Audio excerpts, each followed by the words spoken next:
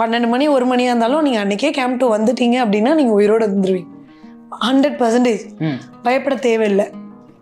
ஒரு வேளை அப்படி மிஸ் ஆகுறவங்க அப்படின்னா கண்டிப்பாக பிரச்சனை. மெயின் க்ளவுஸை ரிமூவ் பண்ணிங்கனாவே உங்களுக்கு ஃப்ராஸ்ட் பைட் ஸ்டார்ட் ஆகிடும். அந்த குளிரில் உடனே வந்து கையெல்லாம் வந்து பிளாக் ஆக ஆரம்பிச்சிடும், வீங்கிடும். அப்படி ஆயிடுச்சுன்னா உங்கள் விரல் வெட்டுற மாதிரி இருக்கும். வலி இந்த விரல் தாங்க முடியாமல் உங்களுக்கு என்ன பண்ணுவோம், எல்லாத்தையும் பிடிங்கிடுவீங்க. டக்கு டக்கு டக்குன்னு உங்கள் மைண்டு எல்லாமே இதுவாகிடும். ஏன்னா எனக்கு தெரியும் நான் உயிரோட போவேனா போக மாட்டேன்னா 90% நான் போக மாட்டேன். 10% உயிரோட போவேன். அப்போ 90 திங்க் பண்ணுவீங்களா, அந்த 10 திங்க் பண்ணுவீங்களா?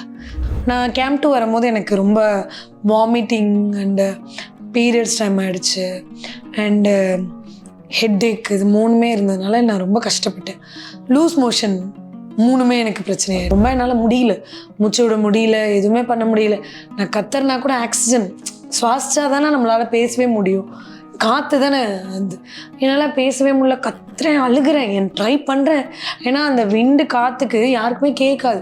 உள்ளே வராரு, நான் வழியில் கத்திட்டு இருக்கேன், அவர்கிட்ட கேட்குறேன் எனக்கு கொஞ்சம் ஆக்சிஜன் கொடுங்க அப்படின்னு, கொஞ்சம் கொடுக்க முடியுமா அப்படின்னு கேட்குறேன். ஒரு எந்த ரியாக்டுமே பண்ணவே இல்லை. ஆமாம், ஒரு ரியாக்டுமே பண்ணல. என்னோட டென்ட்டில் தான் அவர் இருந்தார்.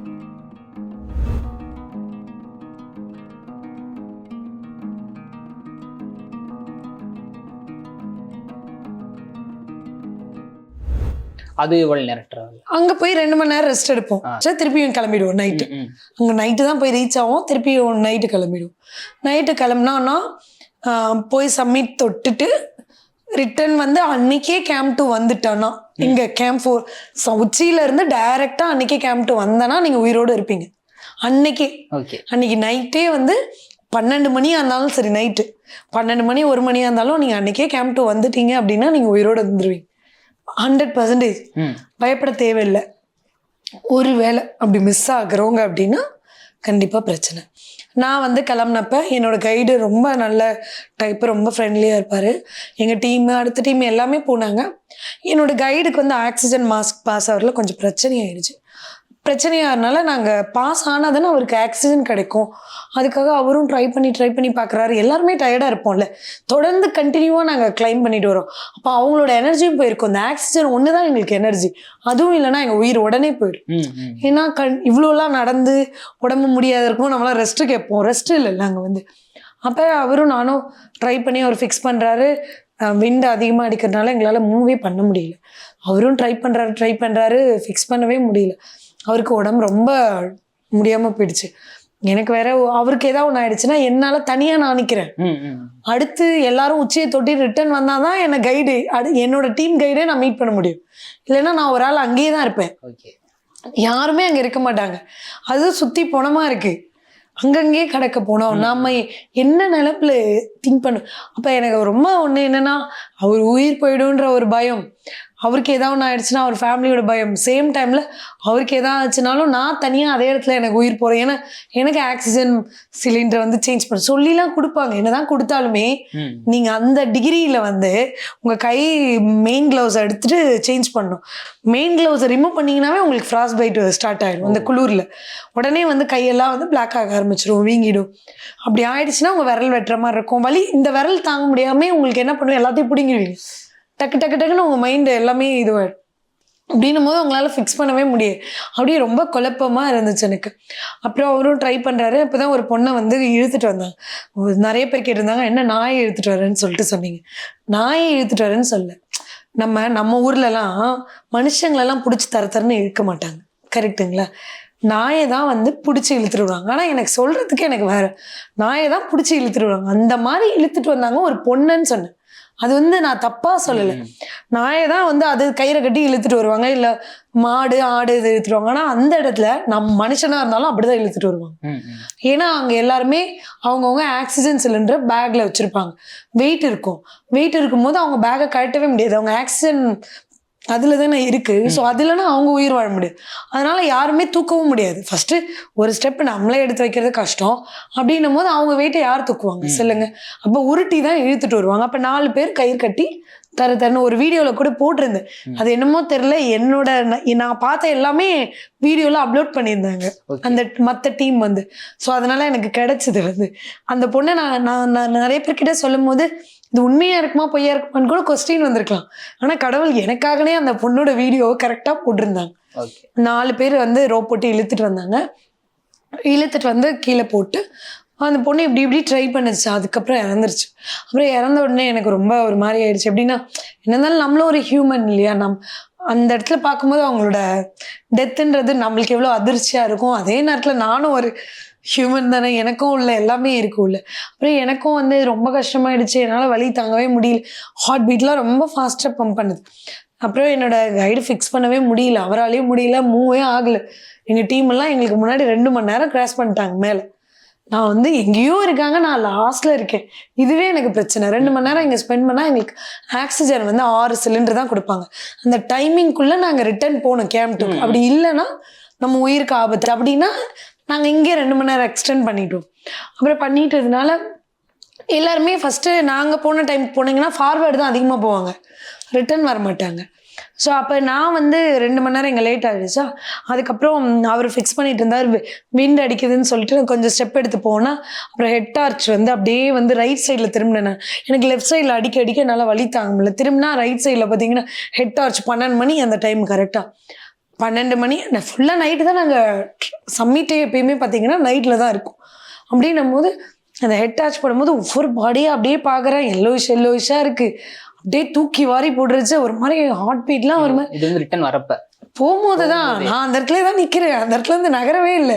அதுக்கு எல்லாருமே தான் நான் உங்ககிட்ட ஆல்ரெடி சொன்னேன், ஃபார்வேர்டில் தான் எல்லாரும் பார்த்து போவாங்க, லெஃப்ட் ரைட்டே பார்க்க மாட்டாங்க. ஆனால் என்னோட சூழ்நிலை அங்கே பிரச்சனை ஆனதுனால அதே இடத்துல நிற்கிற மாதிரிச்சு. இப்போ மூவ் பண்ணி போயிட்டு இருக்கவங்களுக்கு என்னன்னா ஒரே இடத்துல இப்படி அடிக்காது, அடுத்த ஸ்டெப் வைப்பாங்க. அப்போ ஒரு இடம் ஹிட் ஆகி அடுத்தது இதுவாகும். நான் வந்து இப்படியே நிற்கிறனால அந்த இடத்துல வந்து அடிச்சு என்னால் வலி தாங்க முடியல.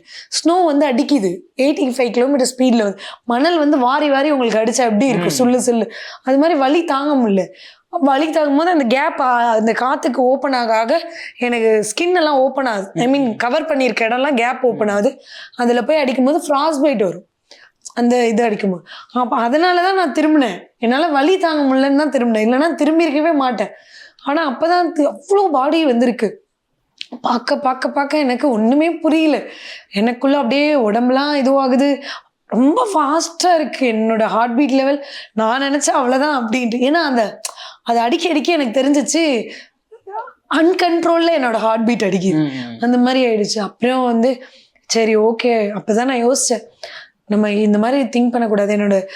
என்னோட டீமில் ஒரு பர்சன் சொன்னார், உங்களுக்கு வந்து அவர் சப்மிட் பண்ணிட்டு வந்துட்டார். ஆனால் அவர் டீமில் எங்கள் டீம் தான், அவர் தனியாக அவங்க முன்னாடி டேட்டில் போனாங்க.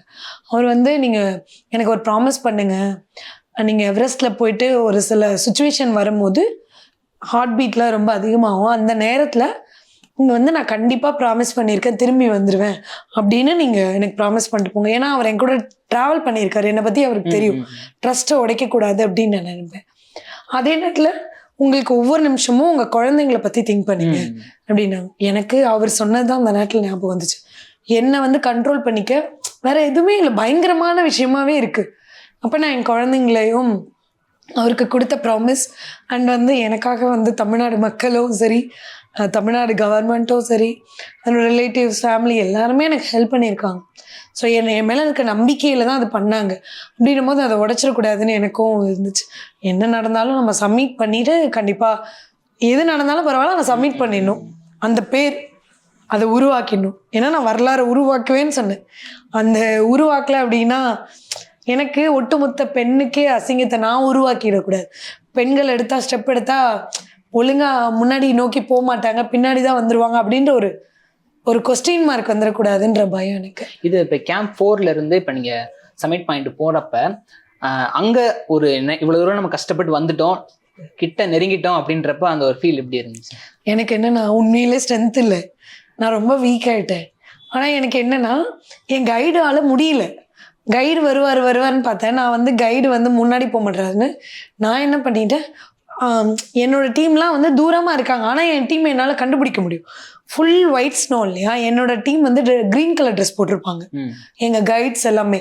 அப்போ என் டீம் எங்கெல்லாம் போகுதுன்னு அந்த க்ரீன் கலர் ட்ரெஸ்ஸை வச்சு கண்டுபிடிச்சிடலாம். நான் எவ்வளோ தூரத்தில் இருந்தாலும் அவங்க எங்கே இருக்காங்களோ அதை வச்சு என் டீம் இங்கே இருக்கா அங்கே இருக்கு. அப்போ அவங்க பார்க்கும்போது ஐயோ பக்கத்தில் வந்துட்டு, ஏன்னா அவங்க எல்லாம் என்ன 2 மணி நேரம் முன்னாடி போயிட்டாங்க அப்படின்னும் போது அவங்க ஐயோ பக்கத்தில் வந்துட்டோம், இன்னும் கொஞ்சம் புஷ் பண்ணால் போயிடலாம் அப்படின்னு சொல்லிட்டு என்னோட கைடால முடியல. ஏன்னா அவர் ரொம்ப நேரம் அந்த ஆக்சிஜன் இல்லாமல் ஒரே இடத்துல கஷ்டப்படவும் அவர் பாடி கொஞ்சம் வீக் ஆகிடுச்சு. அதனால என்னோட இது என்னன்னா, அவர் வராரோ இல்லையோ நான் புஷ் பண்ண அவர் பின்னாடி வர ஆரம்பிச்சார். அப்படியே தொடர்ந்து போனேன். என்ன ஒன்று எனக்கு இன்னும் டிலே ஆனதுக்கு காரணம், எல்லாரும் உச்சியை தொட்டு ரிட்டர்ன் வரும்போது நான் ஓவர்டேக் கிராஸ் பண்ணி போனேன். ஏன்னா அங்கே ஒரு ரோப் தான் இருக்கும், அவங்க இறங்குவாங்க, அதே இடத்துல நான் கிராஸும் பண்ணணும். அப்போ வெயிட் பண்ணணும், க்ரௌட் வருவாங்களா, அப்போ க்ரௌட் வரும்போது நான் வெயிட் பண்ணுற மாதிரி இருக்கும். அவங்க கிராஸ் பண்ணி போனதுக்கப்புறம் தான் நான் போக முடியும் அந்த மாதிரிலாம். ஸோ அதனால இன்னும் டிலே ஆச்சு, இன்னுமே டிலே ஆச்சு. எல்லாரும் சப்மிட் பண்ணிட்டு கீழே இறங்கிட்டாங்க, நான் தான் சப்மிட்டுக்கு அப்போ தான் போகிறேன். கடைசி எவரெஸ்டாக தான் அது நான் சொன்னவே இல்லை. எவரெஸ்ட்டை வந்து இந்த வேர்ல்டுலே மதியம் தொட்டது அப்படின்னா இத்தனை வருஷத்துலேயே நான் ஒரு ஆள் தான். மதியம் ஏன்னா காலையில் தொட்டால் உயிரோட போயிடலாம். ஏன்னா காலைல தொடுறோமா கேம்ப் 4 ரீச் ஆகிடும், எப்படியும் சாயந்தரம்.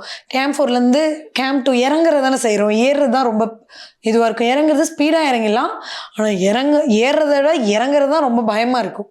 இறங்குறது ஸ்பீடாக இறங்கலாம், ஆனால் பயம் அதிகமாக இருக்கும். அப்போ வந்து அந்த நான் வந்து தொட்டது மதியம் தொட்டேன் அப்படின்றதுனால நான் வந்து டேஞ்சர் ஜோனில் இருக்கேன் ஆல்ரெடி, எனக்கே தெரியும். எவரெஸ்ட் உச்சி தொட்டுட்டேன், ரொம்ப ஹாப்பியாக இருந்து டாப் ஆஃப் த வேர்ல்டில் நிற்கிறேன் அப்படின்றதெல்லாம் ரியலைஸ் பண்ணுறேன்.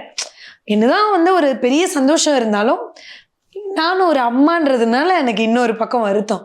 ஏன்னா எனக்கு தெரியும் நான் உயிரோட போவேனா போக மாட்டேனாலும் 90% நான் போக மாட்டேன், 10% உயிரோட போவேன்.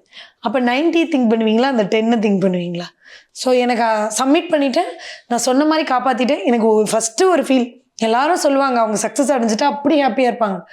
உண்மையிலே நான் ஏறின உடனே டாப் ஆஃப் த வேர்ல்டில் இருக்கேன். இந்த பியூட்டியை பார்க்கும்போது ரொம்ப அழகாக இருந்துச்சு. இதெல்லாம் பார்த்துட்டேன். அடுத்த ஒரு நிமிஷம் எல்லாருக்கும் சொன்ன வாக்கை நான் காப்பாற்றிட்டேன்ப்பா, அவ்வளோதான் முடிஞ்சிச்சு. நான் அந்த விஷயத்தை நான் கம்ப்ளீட் பண்ணனாவே அது எனக்கு முடிஞ்சிச்சு அப்படின்னு அர்த்தம். அதை நான் பெருசாலாம் நான் திங்க் பண்ணேன், ஆனால் எனக்கு சப்போர்ட் பண்ணவங்களுக்கு நான் நன்றி சொல்லணும் அப்படின்னு சொல்லிட்டு நான் மாஸ்கை ரிமூவ் பண்ணி, அந்த இடத்துல மாஸ்கெல்லாம் ரிமூவ் பண்ணக்கூடாது, ஏன்னா இப்படி இழுக்கும் போதே அப்படியே உங்கள் உயிர் போயிடும். ஆனால் வேற வழி இல்லாமல் தம் கட்டிட்டு பேசுவோம் தெரியுமா, ட்ரை பண்ணி அப்படியே உள்ளே இருந்து மூச்சை இழுத்து, ஏன்னா மூச்சு இழுக்காத்துல தான் நம்ம பேசுகிறோமே, அப்படியே உள்ளே இருந்து இழுத்து பேசினேன் ரொம்ப கஷ்டப்பட்டு. ஏன் அப்படின்னா ஒரு வேளை நம்ம இறந்துட்டோம் அப்படின்னா அட்லீஸ்ட் வந்து இந்த நியூஸாவது வந்து எல்லாரும் ஹெல்ப் பண்ணாங்க, நான் அந்த சக்ஸஸ் பண்ணிட்டேன், எனக்கு ஹெல்ப் பண்ணவங்களுக்கு நான் நன்றி சொல்லணும் அப்படின்றது எனக்கு ஒரு இது. ஸோ அந்த இதெல்லாம் நம்ம சொல்லிட்டோம் அப்படின்னா இந்த வீடியோவாவது நம்மளை பேசும் வாழ்க்கையில் அப்படின்னு நினச்சிக்கிட்டேன். ஸோ அதனால் அந்த நேரத்தில் ரிஸ்க்கை பற்றி எடுக்கல, யோசிக்கலை. இது ரிஸ்க்கு, நம்ம பேசினா இதுவாகிடும், அதனால் ரிமூவ் பண்ணி பேசிட்டேன்.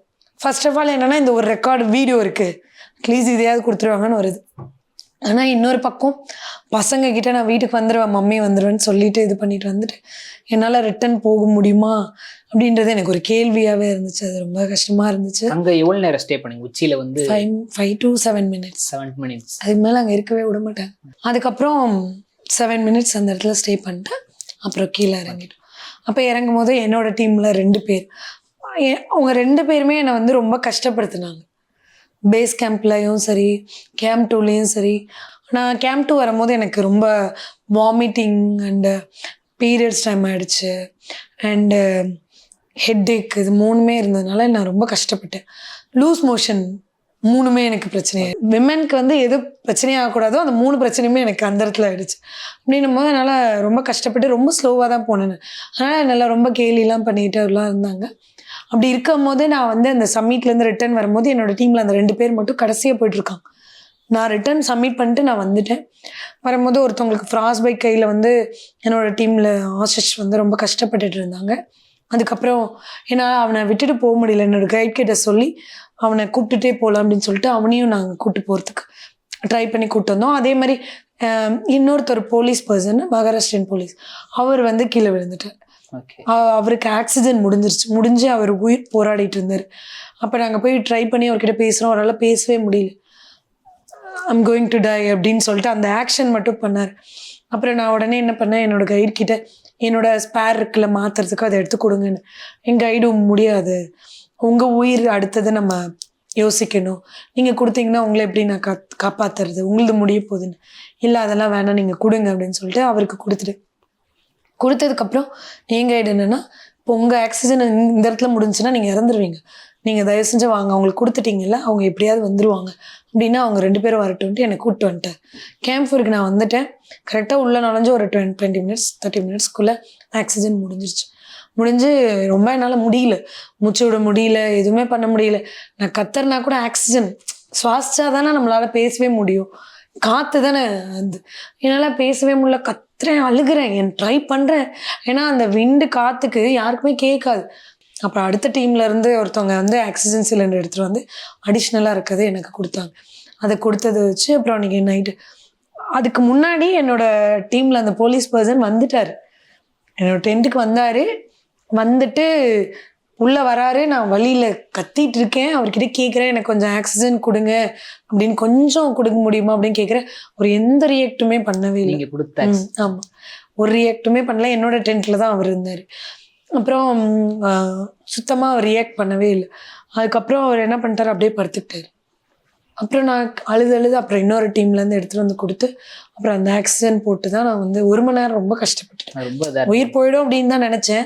ஏன்னா கேம்ப் 4ல் ஆக்சிஜன் இல்லாமல் இருக்கவே முடியாது, அதே மாதிரி கேம்ப் 3ல் ஆக்சிஜன் இல்லாமல் இருக்க முடியாது, அதே மாதிரி சம்மிட்டில் இந்த இடம்லாம் வந்து ஆக்சிஜன் இல்லைன்னா உயிர் வாழ்றது கஷ்டம் தான். அப்போ உங்க கைடு எதுவும் சொல்லலையா, நீங்க கொடுத்த ஆக்சிஜன் உங்களுக்கே தரணும்? என் கைடு அவரோட டென்ட்டுக்கு போயிட்டாரு. அவங்க எல்லாரும் கூட இருக்க மாட்டாங்க.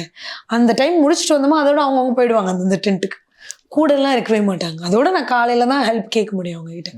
ஸோ இல்லைனா எனக்கு ஏதாவது பிரச்சனையா இருக்குன்னா அந்த நேரத்தில் போய் ஃபர்ஸ்ட் நீங்கள் அந்த டென்ட்டை விட்டு ஓப்பன் பண்ணி வெளில போக மாட்டீங்க. ஏன்னா அவ்வளோ குளிர். அந்த இடத்துல ஒரு கால் எடுத்து இப்படி வைக்கனா கூட கதவே திறக்க மாட்டீங்க, ஒரு சின்ன கேப்பை கூட விட மாட்டீங்க அந்த டென்ட்டுக்குள்ளே, அப்படி இருப்பீங்க. நாங்கள் படுத்து என்ன தான் ஃபிக்ஸ் பண்ணியிருந்தாலும் எல்லாமே ஈரமாக தான் இருக்கும், ஈரத்துலேயே தான் படுத்துருப்போம். எங்களோட ட்ரெஸ்ஸு கூட பார்த்தீங்கன்னா ஃபுல்லாக ஈரமாக தான் இருக்கும், ஆனால் உள்ளே வாமாக இருக்கும், மேலே ஃபுல்லாக ஈரமாக இருக்கும். ஆனால் அதை ஒன்றும் பண்ண முடியாது, நாங்கள் எங்கள் காய வைக்க முடியும் அவ்வளோ இதில் வந்து. ஸோ அதனால் அதுக்கப்புறம் காலையில் எந்திரிக்கிறேன், இவர் வந்து கோமாக்கு போயிட்டார் அந்த போலீஸ்கார் அவர். ஆனால் இப்போ இறந்துட்டார் அவர், பட் அவர் கோமாக்கு போயிட்டார். அதுக்கப்புறம் வந்து என்னோட கைடு கிட்ட கேட்டால் அந்த மாதிரி நான் என்ன பண்ணுறது அப்படின்னா, ஆக்சிஜன் 1 மணி நேரம் தான் உங்களுக்கு இருக்குது அப்படின்னு. அப்புறம் அவங்க என்னென்னா 2 hours ஆகும் பேக் பண்ணுறதுக்கு. இவரும் கோமாவில் இருக்கார். அந்த இன்னொரு பையன் ஃப்ராஸ் பைட்டு, இன்னொருத்தவர் அதுக்கு முன்னாடியே வந்துட்டார். அவருக்கு வந்து ஸ்னோ பிளைண்ட் ஆகிடுச்சு, கண்ணு தெரியல அவருக்கு. எங்களுக்கு முன்னாடி ஒருத்தர் வந்துட்டார், மற்றவங்க கீழே போயிட்டாங்க, கேம்ப் 2க்கு சேஃபாக போயிட்டாங்க. அதனால் அவங்க 3 பேருமே பிரச்சனையில் இருக்கும். அவங்கள கூப்பிட்டு வரணும்னா கைடு அவ்வளோ ஃபாஸ்ட்டாக கூப்பிட்டு வர முடியாது. எல்லாருமே வலி பிரச்சனையில் இருக்கும்போது அவங்களை பொறுமையாக தான் கூப்பிட்டு வரணும். ஏன் ஆக்சிஜன் முடிஞ்சிடும். அப்புறம் என்ன பண்ணுறதுன்னு சொல்லிட்டு நான் வேறு வழி இல்லைன்ட்டு என் கைடு கிட்ட சொல்லிட்டு நான் போகிறேன்னு சொல்லிட்டேன். ஃபஸ்ட்டு அந்த மாதிரிலாம் போக முடியாது, அந்த இடத்துல இருந்து கைடோட சப்போர்ட் இல்லாமல் ட்ராவலே பண்ண முடியாது அந்த இடத்துல. பட் எனக்கு வேறு வழி இல்லை, எப்படியும் கேம்ப் 4ல் இறந்துருவோன்ற எனக்கு கிளியராக தெரியுது நம்ம இறக்க போகிறோம் அப்படின்னு. என்னோட ட்ரையை நான் ஏன் விடணும் அப்படின்றது தான் என்னோட கொஸ்டின். எவ்வளோ நடந்தாலும் நம்ம ட்ரை பண்ணாமல் இது நடந்துருச்சு அப்படின்னு அதோட முடியறதை விட நம்ம எவ்வளோ தூரம் நம்மளால ட்ரை பண்ணணுமோ அவ்வளோ தூரம் ட்ரை பண்ணணுன்றது என்னோட இது பாலிசி. ஸோ அதனால் நான் என்ன பரவாயில்ல, தனியாக இருந்தா என்ன, எங்கேயாவது இறந்துக்கிறோம், வழியில் ட்ரை பண்ணி போவோன்ட்டு குழந்தைங்களை நினச்சிட்டு நான் அப்படியே இறங்குறேன். ஃபஸ்ட்டு ஸ்டெப்பு நான் ஒரு 50 மீட்டர் கூட இல்லை, 20 மீட்டர் தான் தள்ளி போயிருப்பேன் அவங்க டென்ட்டில் இருந்து. 20 மீட்டர் எடுத்து வச்ச உடனே எனக்கு பயம் வந்துருச்சு. ஓமை காட் நம்மளால கீழே இதே தான் இந்த ஓமை காடு வேர்டை வந்து இந்த எவரெஸ்டில் நான் பேஸ் கேம்ப்லேருந்து திருப்பி வர்றதுக்குள்ளே லட்சக்கணக்கான தடவை சொல்லியிருப்பேன். எதுக்கு எடுத்தாலும் ஓமை காட் அப்படின்ற மாதிரி தான். எனக்கு வேறு வழி தெரியல, ஏன் இப்படி பண்ணுறீங்க அப்படின்ற மாதிரி கேட்குற மாதிரி. ஒரு தடவை உட்காந்துட்டு எந்திரிக்கிறேன், என்னால் முடியவே இல்லை. பார்க்கும்போது அப்படியே பயங்கரமாக இருக்குது, இவ்வளோ ஹைட்டில் இருக்குமே. பகல் வேற இல்லை, பகலில் நான் வந்து இறங்குறேன், அப்படியே வியூ வந்து எவ்வளோ ஹைட்டில் இருக்குன்னு தெரிஞ்சிச்சு, என்னால் முடியல. அப்புறம் ஒரு உட்காரலான்னு சொல்லிட்டு உட்காந்தா 30 செகண்டில் யோசித்தேன், நம்ம தப்பு பண்ணிட்டோம், இனிமேட்டு வந்து வெயிட் பண்ண வேணாம், சரி என்ன நடந்தாலும் பரவாயில்லன்ட்டு அப்படியே இறங்க ஆரம்பிச்சிட்டேன். அது எனக்கு எப்படியும் ஆக போகுதுன்னு தெரிஞ்சிச்சு, அப்புறம் எதுக்கு பயந்துகிட்டே இருக்கணும்ன்ட்டு சரி கீழே விழுந்துட்டு போகிறோம் அப்படின்ட்டு இறங்கிட்டேன். அப்புறம் இறங்கி ஒரு 1 ஹவரில் திருப்பி ஆக்சிஜன் முடிஞ்சிருச்சு. அப்புறம் ஒரு பையன் ஆண்ட்ரூ வந்து என்கிட்ட கேட்டாங்க என்னாச்சு அப்படின்னு. ஆக்சிஜன் முடிஞ்சிச்சு, என்னால் முடியல அப்படின்னு. அப்புறம் அவங்க ஆக்சிஜனை வந்து நான் ஐ வில் சேவ் யூ அப்படின்னு சொல்லிட்டு எனக்கு கொடுத்தாங்க. கொடுத்து ஸ்மெல் பண்ணேன். பட் ஸ்மெல் பண்ணால் எனக்கு பத்தலை. அப்புறம் அவங்க என்ன பண்ணாங்க, என்னை தூக்கி விட்டு ட்ரை பண்ணி கூப்பிட்டாங்க. பட் அப்பயும் கீழே விழுந்துட்டேன். அப்புறம் அவங்க ஆக்சிஜனை கழட்டி எனக்கே கொடுத்துட்டாங்க. அப்புறம் நான் அந்த ஆக்சிஜன் யூஸ் பண்ணி வரேன். நானாவது 1 மணி நேரம் அப்பயும் தாங்கினேன். அவங்க என்னை காப்பாற்றினாங்க. ஆனால் 20 மினிட்ஸில் அவங்க கீழே விழுந்துட்டாங்க ஆக்சிஜன் இல்லாமல். ஓகே. அப்போ என் உடம்பு ரொம்ப ஸ்ட்ராங்குன்றது அப்போ தான் உணர்ந்தேன். 1 மணி நேரம் அப்பயும் இருந்தேன், அதுக்கப்புறமும் 1 மணி நேரம் இருந்தேன். அப்போ என்னால் தாங்க முடியுது அப்படின்னு. அவங்களால அதை தாங்கிக்க முடியல. 20 மினிட்ஸில் கீழே விழுந்துட்டேன். அப்புறம் நான் சொல்லிட்டேன், இல்லை நீங்களும் நானும் ஒன்றா ஷேர் பண்ணி போயிருந்தா போகலாம், இல்லை அப்படின்னா உங்கள் ஆக்சிஜன் எனக்கு வேண்டாம் அப்படின்ட்டு. அப்புறம் சரி ஓகே அப்படின்னு ஷேர் பண்ணிக்கல, ஒரே ஆக்சிஜன் 2 பேர் ஷேர் அப்படி பண்ண முடியாது. மாஸ்க்ல ஸ்மெல் பண்ணிட்டு கொடுக்கணும் அடுத்து. ஆமா, அடுத்தது நாங்கள் ஒரு பாயிண்ட் வச்சுப்போம். ரோப் ஃபிக்ஸ் பண்ணி வச்சிருப்பாங்க. ஒரு இடத்துல இருந்து இன்னொரு இடம் வரைக்கும் இருக்கும். திருப்பியும் ஒரு இடத்துல மாட்டணும். அந்த மாற்றுறோம்ல, அந்த பாயிண்ட்ல வந்து நின்றுடுவேன். ஒரு பாயிண்ட்ல இருந்து இன்னொரு அந்த பாயிண்ட்டுக்கு அந்த பையன் வந்ததுக்கு அப்புறம் அந்த மாஸ்கை கொடுப்பேன். அவங்க என்ன பண்ணுவாங்க, அதே மாதிரி பிரீத் பண்ணுவாங்க. என் மாஸ்க் அப்படியே கழட்டி கொடுப்பேன். அவங்க அப்படியே பிரீத் நல்லா இழுத்துப்பாங்க. திருப்பி அடுத்த பாயிண்ட்ல வந்து நிற்பேன். அவங்க திருப்பி வந்து பிரீத். இப்படி வந்து நார்மலாக அந்த இடத்த கிராஸ் பண்ணி வரதுக்கு 8 ஹவர்ஸ் கூட ஆயிடும்னு வச்சுக்கோங்களேன். 4 ஹவர்ஸ்ல வந்தோம். ரன்னிங் ரேஸ் மாதிரி. ஏன்னா 2 பேர் உயிரும் பிரச்சனையில இருக்கு. ஓவரால் வந்து பேஸ்மெண்ட்ல இருந்து நம்ம சமிட் பாயிண்ட் வரைக்கும் ஓவரால் இந்த ஜேர்னியோட டேஸ் எத்தனை? 6 days ஆகும். 6 days போயிட்டு இறங்குறதுக்கும் சேர்த்து. சில பேருக்கு 7 ஆகும். டிபெண்ட்ஸ் ஆன் அவங்களோட. ஓகே. இப்போ எங்களுக்கு எக்ஸ்டெண்ட் ஆச்சுல்ல. நான் வந்து கேம்ப் 4ல 6 சிலிண்டர் கொடுத்துருக்கா. ஒரு ஆளுக்கு வந்து 6 சிலிண்டர் தான் கொடுக்குறாங்கன்றப்ப அந்த 6 சிலிண்டர் வந்து போதுமானதா இருக்குமா? போதுமானதா இருக்குமான்றதை விட 6 சிலிண்டர் தான் தூக்க முடியும். அதுக்கு மேல தூக்க முடியாது ஒரு கைட் ஃபிக்ஸ் பண்ணும்போது. அப்போ ஒரு கைடு வந்து ஃபர்ஸ்ட் என்ன பண்ணுவாங்க, எங்களோட அவங்க என்ன பண்ணுவாங்கன்னா கேம்ப் 4க்கு முன்னாடியே ஒரு தடவை போவாங்க. ஒரு தடவை போய் கேம்ப் 4ல ஆக்சிஜன்லாம் வச்சுட்டு திருப்பி வந்ததுக்கு அப்புறம் தான் எங்களை திருப்பி சம்மிட்க்கு கூட்டு போவாங்க. அப்போ ஆல்ரெடி அவங்க 6 ஆக்சிஜன் தூக்கிட்டு போய் அங்கே வச்சுட்டு வந்துடுவாங்க. திருப்பி எங்கள் கூட வரும்போது 6 ஆக்சிஜன் எடுத்துட்டு எங்களுக்கு ஒன்று கொடுப்பாங்க. அவங்க பேலன்ஸ் கேரி பண்ணியிருப்பாங்க. என்னோட முடிஞ்ச உடனே அவங்க இன்னொரு ஆக்சிஜன் கொடுப்பாங்க. அந்த மாதிரி தான் போக முடியும். நிறைய பேர் அதிகமாக ஆக்சிஜன் எடுத்துக்கலாம். அதான் சொன்னேன் இல்லையா, 30 லட்சத்துலேருந்து 1 கோடி ரூபா வரைக்கும். இன்னொரு கைடை நீங்கள் வந்து கேட்குறீங்க அப்படின்னா அவருக்கு ஒரு 10 லட்சம் ஆகும். அதுக்கப்புறம் அடிஷ்னல் சிலிண்டருக்கு சார்ஜஸ் ஆகும்.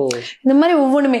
சில பேர் கேம்ப் 2லே வந்துட்டு எப்படின்னா இதெல்லாம் பார்த்துட்டு வரும்போது நம்மளால அந்த வலியை தாங்கிக்க முடியாது. அப்படின்னும் போது கேம்ப் 2ல இருந்து நம்ம பேஸ் கேம்ப் போகிறதுக்கு 10 லட்சம் ரூபாய் ஹெலிகாப்டருக்கு. நடந்து வந்தால் 2 நாள் 1 நாள் வந்துடலாம். ஆனால் உங்களுக்கு அந்த உங்கள் ஹார்ட் வந்து தாங்காது, மனசு உடஞ்சிருப்பீங்க. அப்போ வந்து உங்களுக்கு பயம் அதிர்ச்சி அதிகமாகும் போது நிறைய பேர் என்ன பண்ணுவாங்க, கேம்ப் 2லேருந்து ஹெலிகாப்டரில் போயிடுவோம். அப்போ 10 லட்சம் தேவைப்படும் கேம்ப் 2லேருந்து பேஸ் கேம்ப்க்கு. அதனால் முன்னாடி எல்லாம் பே பண்ணி தான் போகணும். ஆமாம். அப்போ நீங்கள் என்ன பண்ணுவீங்க? அதனால வந்து டிபெண்ட்ஸ் ஆன் எல்லாத்துக்குமே நீடட். ஸோ நான் வந்து அப்படி வரல, என்கிட்ட காசு இல்லை. ஸோ என்னோட டீமில் ஒரு ஆள் தனியாக வந்தேன்னா நான் ஒரு ஆள் தான். என் டீமில் வந்தவங்களாம் ரெஸ்கியூ ஹெலிகாப்டரில் போயிட்டாங்க. கேம்ப் 2 அவங்க வந்தாங்க. அவங்களுக்குலாம் வந்து மெடிக்கல் இஷ்யூ இல்லை. நான் வந்து எந்த ட்ரைனிங் இல்லை, எதுவுமே இல்லை. ஆனால் எனக்கு எந்த மெடிக்கல் இஷ்யூ இல்லை. பத்திரமா வந்திருக்கேன். என் கை விரல் கட் ஆகலை, கால் விரல் கட் ஆகலை, கண்ணு போகலை, ஐ மீன் பாடியில் எந்த ப்ராப்ளமும் வரல. நான் மட்டும் கேம்ப் 2லேருந்து பேஸ் கேம்புக்கு நடந்தே வந்தேன். ஒரு வீடியோ போட்டிருப்பேன், தனியாக வருவேன். அது என்னன்னா என் வாழ்க்கையில் எல்லாத்தையும் பார்த்துட்டு சொல்லுவாங்கள்ல, மொத்தத்தையும் வாழ்க்கையில் பார்த்துட்டேன்னு சொல்லுவாங்களே வயசானவங்க. நான் பார்க்காத ஒன்றுமே இல்லை, அது எல்லாத்தையுமே நான் இப்பயே பார்த்துட்டேன்.